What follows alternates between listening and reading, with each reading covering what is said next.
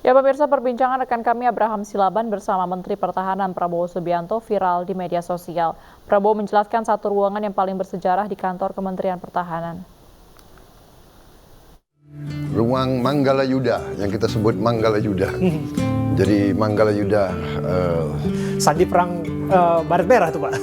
Manggala Yuda artinya para panglima, ruang para panglima lah. Oh, I see. Ya.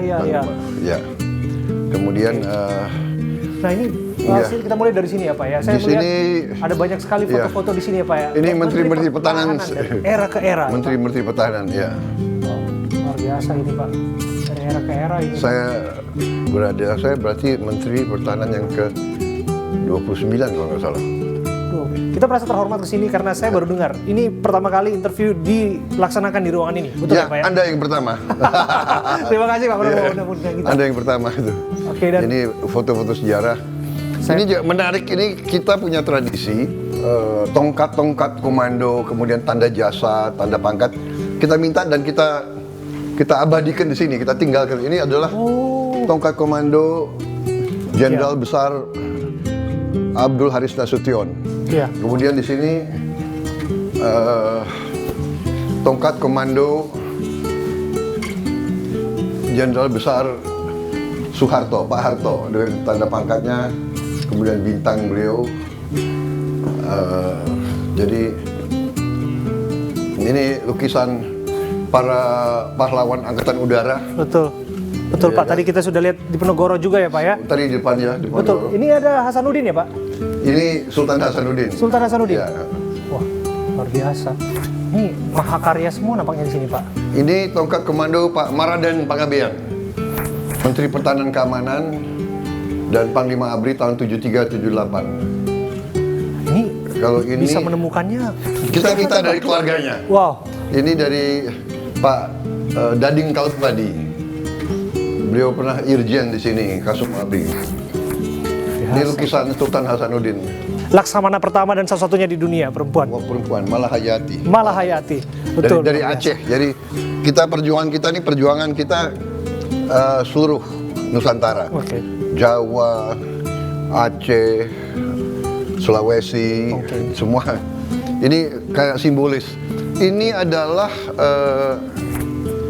tongkat komandonya Jenderal Yusuf. Oke. Pak Yusuf, Pak Yusuf. dari keluarganya diserahkan. Luar biasa. Itu dari Mas itu. Wow. Pak, kita sedikit ya bicara soal Malahayati ini Pak ya. Ini menjadi menarik saya lihat Pak, karena bagaimanapun dia sudah mencetak sejarah dunia dan tokoh dunia juga tentu saja Malahayati ini kan Pak. Karena dia laksamana perempuan pertama dan saya pikir satu-satunya di dunia. Dan sampai Bapak pajang di sini artinya apa tuh? Ya, bahwa perjuangan kita perjuangan dari seluruh rakyat. Oke. Laki-laki maupun perempuan, semua suku, semua agama ikut serta. Jadi ini saya kira kita harus lestarikan, kita harus teruskan nilai-nilai ini saya kira. Bersama dengan Pak Prabowo, dan saya juga baru tahu ternyata Pak Prabowo juga suka ngopi. Nah ini juga kopinya kopi yang khas ini Pak. Boleh saya nikmatin nih kopinya Pak? Silakan. Saya coba ya Pak kopinya Pak ya. Iya. Nah, enak Pak ini. Kopi yang light pas menurut saya Pak. Dan saya dengar ini kopi ini racikan khusus dari Hambalang. Racikannya Pak Prabowo, betul Pak? Betul. Jadi saya kan suka kopi, tapi saya kadang-kadang kemana ya, kok nggak pas. Nah, akhirnya saya racik sendiri. Ini tambah ini, jadinya pas ini. Untuk saya pas sekali. Untuk Bapak pas sekali. Nah, diplomasi kopi ini udah pernah dilakukan ke siapa aja Pak? Atau pernah ke luar negeri juga Pak? Saya tamu-tamu negara? Biasanya tamu-tamu yang datang saya sajikan kopi saya. Bagaimana testimoninya Pak? Banyak yang senang. Mengulas kembali sosok Pak Prabowo sebagai seorang prajurit. Dalam buku Pak Prabowo ternyata didapati ada satu cerita yang mungkin agak dirasa hampir tak mungkin terjadi. Pak Prabowo pernah ditempeleng oleh komandannya.